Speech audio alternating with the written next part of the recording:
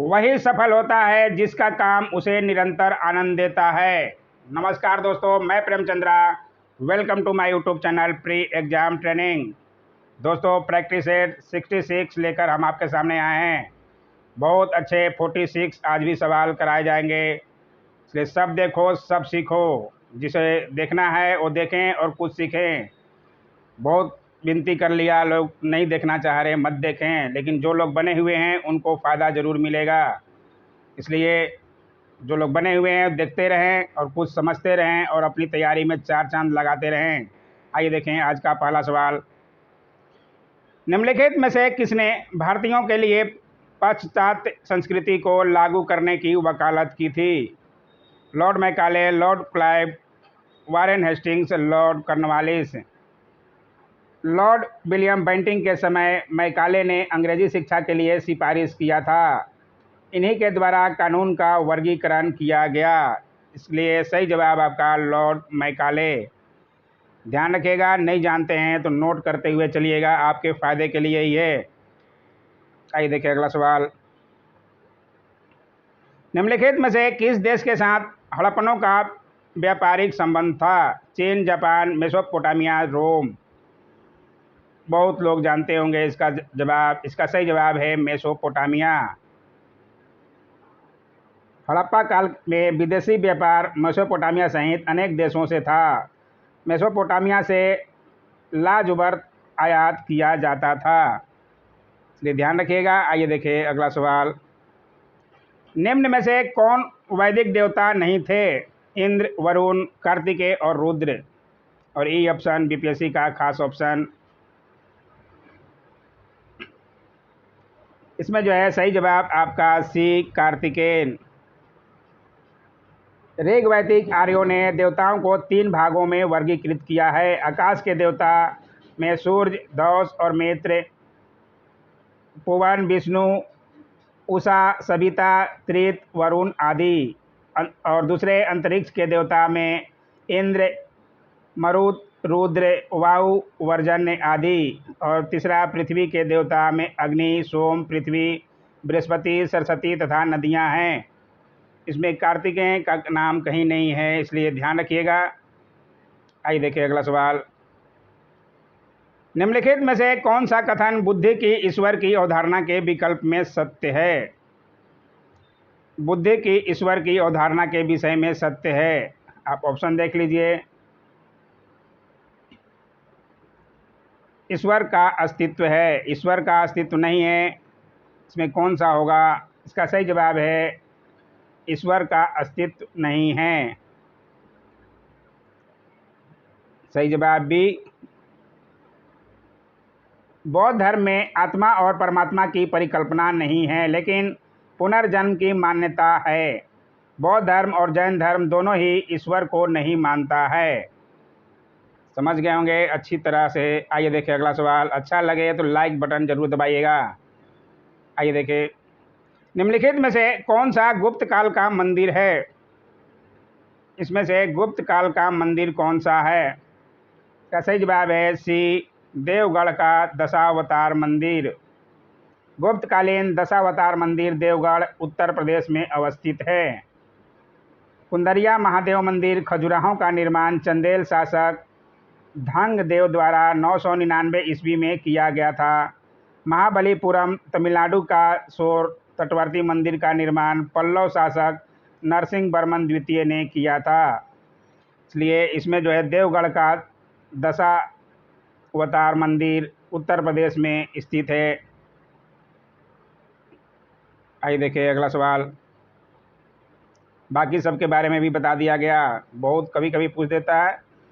निम्नलिखित में से कौन सा देश भारत के साथ सबसे लंबी सीमा रेखा बनाता है?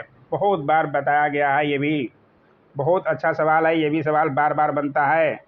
भारत के साथ सबसे अधिक लंबी सीमा अंतर्राष्ट्रीय सीमा रेखा बांग्लादेश का है, लगभग 4096.7 किलोमीटर। ध्यान रखिएगा, दूसरे स्थान पर चीन का आता है 3488 किलोमीटर तथा तीसरे स्थान पर पाकिस्तान का आता है 3323 किलोमीटर के लगभग, इसलिए इसमें जो है सही जवाब आपका बांग्लादेश। आइए देखिए अगला सवाल। निम्नलिखित में से कौन सी नदी गंगा की सहायक नदी नहीं है? नहीं जहां भी रहे उसे जरूर ध्यान रखा कीजिए। आइए देखें कौन कौन सा दिया है, कौन सी नहीं है। कोसी, सोन, बेनगंगा और रामगंगा में से कौन सी नहीं है सहायक नदी? बेनगंगा फतेहाबाद आगरा के समीप यमुना नदी में मिलती है और रामगंगा कन्नौज के निकट गंगा में मिलती है। कोसी नदी कुशेला पूर्णिया के निकट गंगा में मिलती है। सोन नदी सब लोग जानते होंगे पटना के निकट खगौल के पास दानापुर में गंगा में मिलती है। इसमें से है देवगंगा जो है जमुना में मिलती है, इसलिए सही जवाब आपका सी बेनगंगा। ध्यान रखिएगा ये जो है यमुना की सहायक नदी है। आइए देखिए अगला सवाल। पांग जल विद्युत परियोजना कहाँ स्थित है? जम्मू कश्मीर, पंजाब, हिमाचल प्रदेश, हरियाणा। बहुत अच्छा ये भी सवाल है। पांग जल विद्युत परियोजना हिमाचल प्रदेश के तलवारा में बीज नदी का भी ध्यान रखिएगा, बीज नदी पर अवस्थित है, इसलिए सही जवाब आपका सी हिमाचल प्रदेश। आइए देखिए अगला सवाल। सर्वाधिक वनाच्छादित राज्य हैं, इसमें से सबसे ज़्यादा वन आच्छादित राज्य हैं अरुणाचल प्रदेश, असम, मेघालय, मिजोरम। इसका सही जवाब है ए अरुणाचल प्रदेश। ध्यान रखिएगा ये भी सवाल जो है बार बार बनता है। सर्वाधिक वनाच्छादित राज्य मध्य प्रदेश है जहां 77,522 वर्ग किलोमीटर वन क्षेत्र है। दूसरे स्थान पर अरुणाचल प्रदेश, लेकिन इसमें जो है मध्य प्रदेश का स्थान नहीं दिया है, इसलिए अरुणाचल प्रदेश इसमें से है, ये ध्यान रखिएगा। आइए देखें अगला सवाल। भारत का सबसे अधिक विस्तृत मैदान है, इसमें से सबसे अधिक विस्तृत मैदान भारत का कौन सा है? भारत में सबसे अधिक विस्तृत मैदान राजस्थान का मैदान है। ध्यान रखिएगा राजस्थान का मैदान 2,13,887 किलोमीटर स्क्वायर है, इसलिए इसमें जो है आपका आंसर राजस्थान मैदान। आइए देखिए अगला सवाल। निम्नलिखित में से भारत में पुर्तगाली शक्ति स्थापित करने का श्रेय किसको है? पुर्तगाली शक्ति स्थापित करने का श्रेय किसको जाता है? ये भी बहुत बार देखा गया है। इसका सही जवाब है अल्फांसो डी अल्बुकर्क। 1509 से 1515 ईस्वी में पुर्तगीज सेना का सेनापति था। इसने कोचिन को अपना मुख्यालय बनाया। इसने गोवा, मलक्का, हमरूज पर विजय प्राप्त किया। भारत में अस्थायी बस्ती बनाने की कोशिश तथा पुर्तगीज को भारतीय महिलाओं से विवाह के लिए प्रेरित किया, इसलिए सही जवाब आपका अल्फांसो डी अल्बुकर्क। ध्यान रखिएगा अधिकतर बार ये सवाल पूछता है। निम्नलिखित में से किसने भारत में थियोसॉफ्टिकल सोसाइटी की स्थापना की थी? बहुत बार ये भी सवाल बना है और बता भी चुका हूँ बहुत पहले। 1882 ईस्वी में मैडम ब्लाट्स्की एवं कर्नल अलकाट ने थियोसॉफिकल सोसाइटी की स्थापना की। ध्यान रखिएगा, इसलिए आंसर जो है आपका बी। आइए देखिए अगला सवाल। डेट भी ध्यान रखिएगा 1882 ईस्वी। निम्नलिखित में से किसके द्वारा भारत में प्रथम रेलवे लाइन स्थापित की गई? ये भी सवाल बहुत इंपॉर्टेंट है। लॉर्ड डलहौजी को भारत में रेलवे का जनक कहा जाता है। ध्यान रखिएगा, नहीं जानते हैं तो नोट कर लें।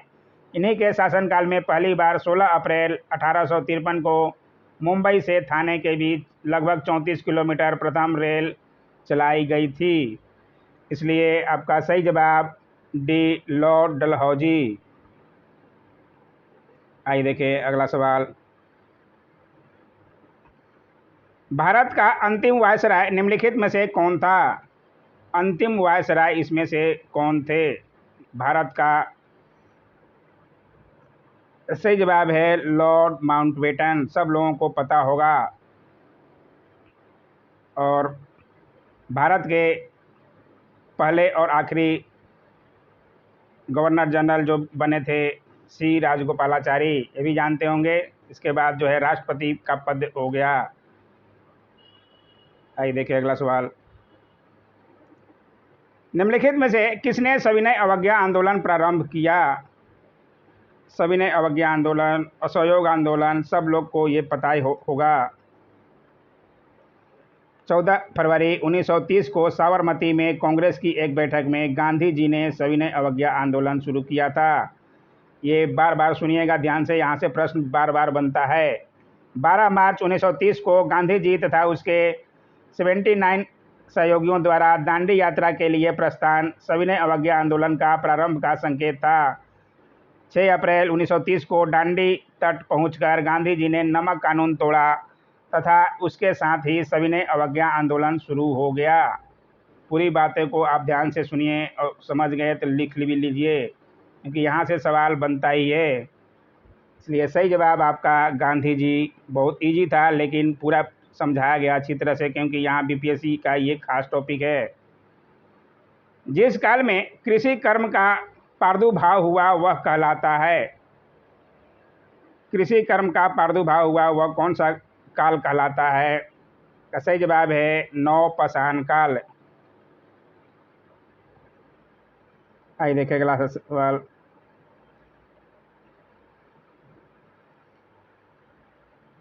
निम्नलिखित में से कौन सा स्थान अपने गोदीवाड़ा यानी बंदरगाह के लिए प्रसिद्ध है? संघोल, लोथल, मोहनजोदड़ो, आलमगीरपुर। बहुत अच्छा ये भी सवाल है। लोथल तथा सूतकोटदा सिंधु सभ्यता का बंदरगाह नगर था, सब लोगों को पता होगा। लोथल जो है भोगवा नदी के किनारे अहमदाबाद गुजरात में स्थित है, इसलिए सही जवाब आपका लोथल। पहले भी बहुत बार बताया गया है, इसलिए आपको ध्यान होना चाहिए। 6वीं शताब्दी ईसा पूर्व में निम्नलिखित में से कौन सा एक गणतंत्र था? ये सवाल भी बताया गया है। सही जवाब है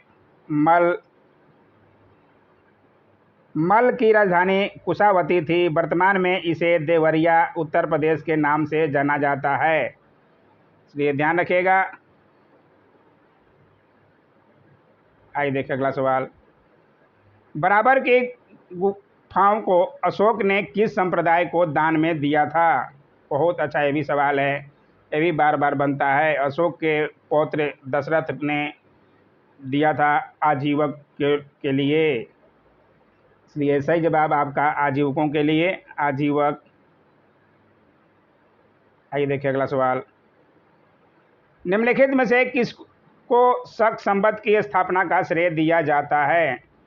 शक संवत की स्थापना का श्रेय इसमें से किसको दिया जाता है? इसका सही जवाब है कुषाणों को। ध्यान रखिएगा, कनिष्क ने 78 ईस्वी में गद्दी पर बैठने के समय में एक संवत चलाया जो शक संवत कहलाया, जिसे भारत सरकार द्वारा पंचांग के रूप में प्रयोग में लाया जाता है, इसलिए ध्यान रखिएगा कुषाण थे। आइए देखिए अगला सवाल। महापुराणों की संख्या कितनी मानी जाती है? बहुत अच्छा ये भी सवाल है। 10, 12, 5 या 18? का सही जवाब है डी 18।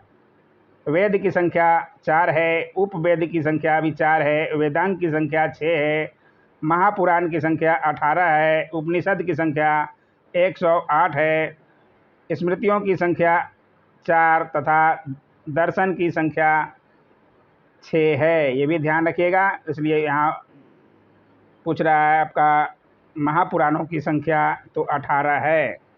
सबको ध्यान रखिएगा।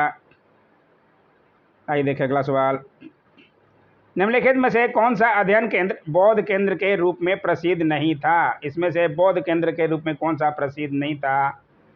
नहीं पे ज़्यादा ध्यान दीजिएगा। इसका सही जवाब है सी, नादिया जो है बौद्ध केंद्र नहीं था।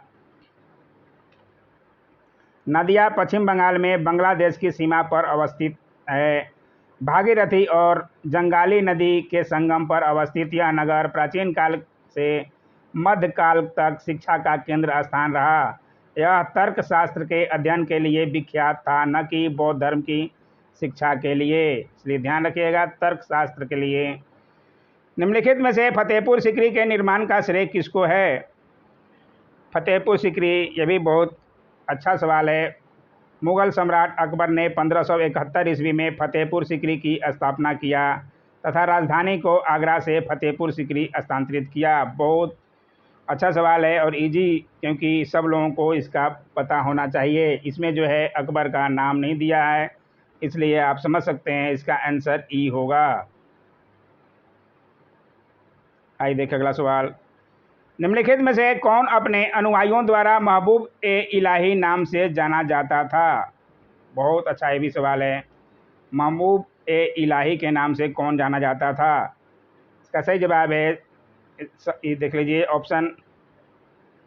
सही जवाब है शेख निजामुद्दीन औलिया। ध्यान रखिएगा, बहुत ये भी नाम सुने होंगे।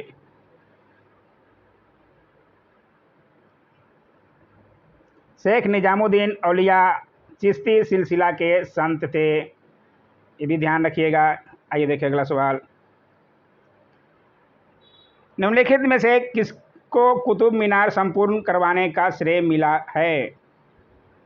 बहुत अच्छा ये भी सवाल है। दिल्ली में कुतुब मीनार की नींव कुतुबुद्दीन ऐबक ने सूफी संत ख्वाजा कुतुबुद्दीन बख्तियार काकी के नाम पर की थी, जिसे पूरा करवाने का श्रेय इल्तुतमिश को है। यह एक 5 मंजिला इमारत है, इसलिए नाम ध्यान रखिएगा। बार बार ये भी सवाल बनता है, आप खुद प्रैक्टिस करते होंगे, देखते होंगे, इसलिए ध्यान रखिएगा इल्तुतमिश। आइए देखिए अगला सवाल। गीत गोविंद का रचयिता कौन था? ये भी सवाल बार बार बनता है। आज जो है सारे इम्पोर्टेंट सवाल इसमें आ रहे हैं। इसका सही जवाब है जयदेव। बहुत इजी सवाल हो जाना चाहिए, जो लोग परीक्षार्थी हैं, बहुत बार ये देखा गया है। राजा राम मोहन राय द्वारा निम्नलिखित में से कौन से सामाजिक धार्मिक आंदोलन की स्थापना की गई? राजा राम मोहन राय के द्वारा इसमें से कौन सी की गई थी? ये भी सब लोगों को पता होगा। ब्रह्म समाज की स्थापना 1828 ईस्वी में लॉर्ड विलियम बेंटिंग की सहायता, दोनों के सहयोग से हुआ था। सब लोगों को बार बार ये बताया गया है, इसलिए ध्यान रखिएगा ब्रह्म समाज। ये सब क्वेश्चन जो गलत करेगा वो कभी कट ऑफ पार नहीं कर सकता। आइए देखें अगला सवाल। निम्नलिखित में से किसने भूदान आंदोलन प्रारंभ किया था? महात्मा गांधी, जवाहरलाल नेहरू, आचार्य विनोबा भावे, जगजीवन राम। भूदान आंदोलन प्रारंभ करने का श्रेय किसको जाता है? इसमें सही जवाब है आचार्य विनोबा भावे। आचार्य विनोबा भावे मराठी में गीताई तथा हिंदी में भूदान योजना की रचना किया। इन्होंने ही भूदान आंदोलन चलाया। 1940 ईस्वी में गांधी जी के द्वारा प्रथम व्यक्तिगत सत्याग्रही के रूप में भी ये चुने गए थे। ये भी सवाल बार बार बनता है, प्रथम सत्याग्रही कौन थे? व्यक्तिगत सत्याग्रह के विनोबा भावे ही थे, ध्यान रखिएगा। निम्नलिखित में से सती प्रथा का उन्मूलन किसने किया? आज सारे ही सवाल जो हैं पता नहीं कहाँ से इम्पोर्टेंट ही आ जा रहे हैं। जो लोग वीडियो बंद करके चले गए होंगे उनको क्या समझ में आएगा, खुद आप समझ सकते हैं। इसका सही जवाब है ए लॉर्ड विलियम बेंटिंग। ध्यान रखिएगा। राजा राम मोहन राय के अथक प्रयासों के बाद लॉर्ड विलियम बेंटिंग ने 1829 में धारा 17 के द्वारा विधवाओं के सती होने को अवैध घोषित किया। भारत का पहला governor general lord William Bentinck थे, ये भी ध्यान रखिएगा। आइए देखिए अगला सवाल। आनंद मठ का लेखक कौन था? देखिए ये भी अच्छा सवाल आ गया। आनंद मठ पुस्तक के लेखक बंकिम चंद्र चटर्जी थे। इसी पुस्तक से वंदे मातरम गीत लिया गया है। आनंद मठ उपन्यास सन्यासी विद्रोह पर भी आधारित है, इसलिए ध्यान रखिएगा।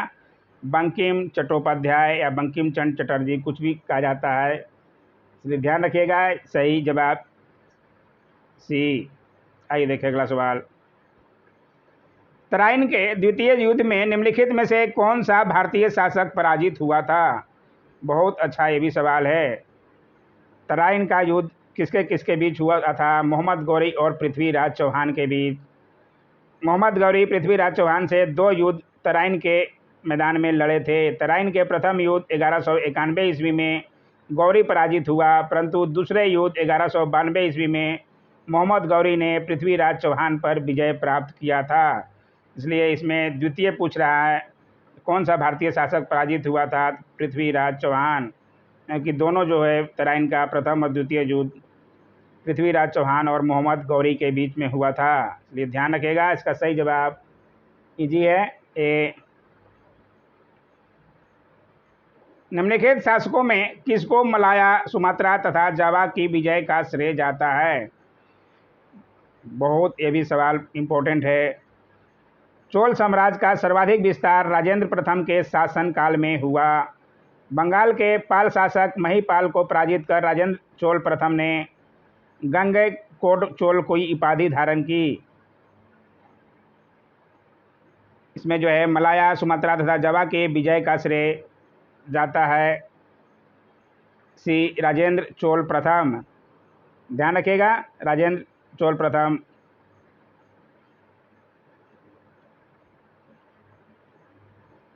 आइए देखिए अगला सवाल। निम्नलिखित में से कौन सा चीनी यात्री हर्षवर्धन के शासनकाल में भारत आया था? चीनी यात्री ह्वेन-त्सांग हर्षवर्धन के शासनकाल में आया था। इन्हें यात्रियों में राजकुमार, नीतियों में पंडित तथा वर्तमान शाक्य मुनि कहा जाता है। यह नालंदा विश्वविद्यालय में पढ़ने तथा बौद्ध ग्रंथों से संग्रह करने के उद्देश्य से भारत आया था। इसलिए बहुत इजी हो जाना चाहिए ये भी सवाल। सही जवाब आपका ह्वेन-त्सांग। बार बार सवाल बनता है, बार बार बताया भी गया है। आइए देखिए अगला सवाल। निम्नलिखित गुप्त शासकों में किसने विक्रमादित्य की उपाधि धारण की? विक्रमादित्य की उपाधि धारण करने वाला ये भी सवाल बार बार बताया गया है। चंद्रगुप्त द्वितीय को विक्रमादित्य कहा जाता है।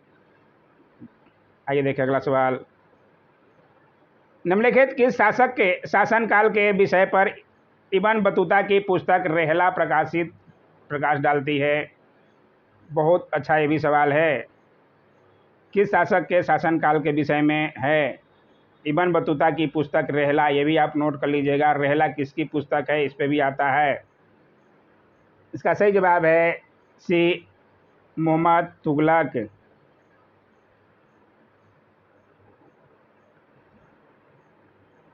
आइए देखिए अगला सवाल, ध्यान रखिएगा, बहुत अच्छा सवाल है। निम्नलिखित में से किसके द्वारा विजयनगर राज्य की स्थापना हुई थी? बहुत अच्छा ये भी सवाल है। हरिहर एवं बुक्का नामक दो भाइयों ने 1336 ईस्वी में विजयनगर साम्राज्य की स्थापना की थी। इन्होंने विदारण्य नामक दिव्य पुरुष के आशीर्वाद से ही इस साम्राज्य की स्थापना की थी। विजयनगर साम्राज्य की राजधानी हम्पी थी। ये भी आप ध्यान रखिएगा। इसलिए सही जवाब आपका हरिहर एवं बुक्का। आइए देखिए अगला सवाल। सारे अच्छे सवाल ही आज पता नहीं कहाँ से आ रहे हैं। निम्नलिखित में से किस राजवंश द्वारा मनसबदारी प्रथा का आविष्कार किया गया? खिलजी वंश, तुगलक वंश, लोधी वंश और मुगल वंश। इसका सही जवाब है मुगल वंश, क्योंकि अकबर ने चलाया था। सब लोगों को पहले ही बताया जा चुका है। ध्यान रखिएगा, मनसबदारी प्रथा का संस्थापक अकबर ही थे, इसलिए मुगल वंश। निम्नलिखित में से किस शासक के अंतर्गत 8 मंत्रियों की एक समिति अथवा अष्टप्रधान थे? कल ही परसों के क्वेश्चन में बताया था। अष्टप्रधान का ध्यान रखा कीजिए, शिवाजी के विषय में आता है। ये जो है बीपीएससी में भी पूछ चुका है, 65 बीपीएससी का सवाल है अष्टप्रधान, इसलिए ध्यान रखिएगा। बहुत अच्छा सवाल है, नहीं नोट किए उस दिन तो आज नोट जरूर कर लीजिए। निम्नलिखित में से किसने जहांगीर के दरबार का सजीव वर्णन किया है? जहांगीर के दरबार का सजीव वर्णन इसमें से किसने किया है? इसका सही जवाब है सर थॉमस रो ने। जहांगीर के शासनकाल में हॉकिंस प्रथम, sir Thomas Roe, William Finch तथा एडवर्ड टैरी जैसे यूरोपीय यात्री आए थे। आइए देखिए अगला सवाल। थॉमस रो ने जहांगीर के दरबार में होने वाली षड्यंत्र और भ्रष्टाचार का उल्लेख अपनी पुस्तक में किया है। निम्नलिखित बंगाल के नवाबों में से प्लासी के युद्ध में अंग्रेजों से कौन पराजित हुआ? बहुत अच्छा ये भी सवाल है। प्लासी का युद्ध 1757 ईस्वी में बहुत बार बताया गया है। कौन हारा था? प्लासी का युद्ध 23 जून 1757 ईस्वी को अंग्रेजों के सेनापति रॉबर्ट क्लाइव एवं बंगाल के नवाब सिराजुद्दौला। नाम ध्यान रखिएगा, ये बीच हुआ था, इसलिए सही जवाब आपका सिराजुद्दौला। आइए देखिए अगला सवाल, बहुत बार बताया गया है ये। भारत में जूट का सबसे अधिक उत्पादक राज्य प्रदेश कौन सा है? सबसे अधिक उत्पादक प्रदेश ये भी बताया गया है। दूसरे स्थान पर तो अपना देश बिहार ही आता है, पहले स्थान पर पश्चिम बंगाल और दूसरे स्थान पर बिहार का स्थान आता है, ये भी ध्यान रखिएगा, बताया गया है। जो नया वीडियो जो लोग देख रहे हैं उनको लिए है, ज़रूर नोट कर लें। भारत में सबसे अधिक विस्तृत क्षेत्र वाला अफवाह तंत्र है। सबसे अधिक विस्तृत क्षेत्र वाला अफवाह तंत्र इसमें से कौन सा है? इसका सही जवाब है गंगा नदी तंत्र। ध्यान रखिएगा। आइए देखिए अगला सवाल, टोडो जनजाति निवास करती है। टोडो जनजाति इसमें से कहाँ निवास करती है? मेघालय में, सिक्किम में, मणिपुर में, तमिलनाडु में। ये सवाल भी बताया गया है बहुत बार। टोडो जनजाति तमिलनाडु की मूल जनजाति है जो नीलगिरी पर्वत क्षेत्र में पाया जाता है। इसका मुख्य काम पशुपालन है। सारी बातों को आप ध्यान रखिएगा, इसलिए सही जवाब आपका तमिलनाडु। आइए देखिए अगला सवाल, हिमालय पर्वत श्रेणियां निम्नलिखित में से किस राज्य का हिस्सा नहीं है? हिमालय पर्वत श्रेणी इसमें से किसका हिस्सा नहीं है? इसका सही जवाब है उत्तर प्रदेश। ध्यान रखिएगा, हिमालय पर्वत श्रेणी उत्तर प्रदेश का हिस्सा नहीं है, बल्कि उत्तराखंड, हिमाचल प्रदेश, जम्मू कश्मीर, सिक्किम, अरुणाचल प्रदेश, पश्चिम बंगाल आदि राज्यों का हिस्सा है। इसमें से उत्तर प्रदेश का हिस्सा नहीं है, तो सही जवाब आपका बी। आइए देखिए अगला सवाल, भारत में अधिकतम खनिजीकृत शैल तंत्र हैं। खनिजीकृत शैल तंत्र इसमें से कौन है? इसका सही जवाब है सी, गोंडवाना। ध्यान रखिएगा, गोंडवाना क्षेत्र में 99% कोयला उत्पन्न उपलब्ध है। इसके अंतर्गत बंगाल, उड़ीसा, मध्य प्रदेश, छत्तीसगढ़ आदि क्षेत्र आते हैं। ध्यान रखिएगा, सही जवाब आपका गोंडवाना। आइए देखिए आज का आखिरी सवाल, निम्नलिखित में से किस भारतीय पर्वतीय श्रृंखला के दो ढलानों का असमान प्रकार की वनस्पति पाई जाती है? किस भारतीय पर्वतीय श्रृंखला के दो ढलानों पर असमान प्रकार की अलग अलग वनस्पति पाई जाती है? इसका सही जवाब है ए, अरावली। ध्यान रखिएगा, बहुत अच्छा ये भी सवाल है। तो ये ख़त्म होगा आज का वीडियो। आज का वीडियो कैसा लगा ज़रूर बताइएगा, कमेंट ज़रूर कीजिए, लाइक ज़रूर किया कीजिए। आपको चाहिए क्वेश्चन आराम से देखना, टेलीग्राम ज़रूर ज्वाइन कर लीजिए, फ्री है, कोई पैसा नहीं लिया जाता। आज का वीडियो कैसा लगा ज़रूर बताइएगा, और चैनल को सब्सक्राइब नहीं किए हैं कर लीजिए, अभी भी कुछ नहीं बिगड़ा है, अभी भी बहुत समय है। Thanks for watching my YouTube channel.